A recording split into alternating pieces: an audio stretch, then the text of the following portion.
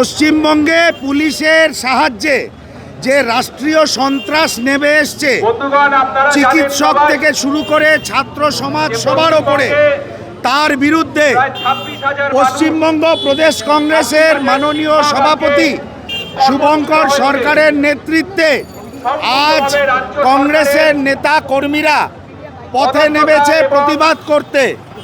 আমরা তীব্র ধিক্কার জানাই। গতকাল যে ঘটনা ঘটেছে, পুলিশ যেভাবে শিক্ষকদের দৈহিকভাবে আক্রমণ করেছে, কোমরে লাথি মেরেছে, মাথা ফাটিয়ে দিয়েছে,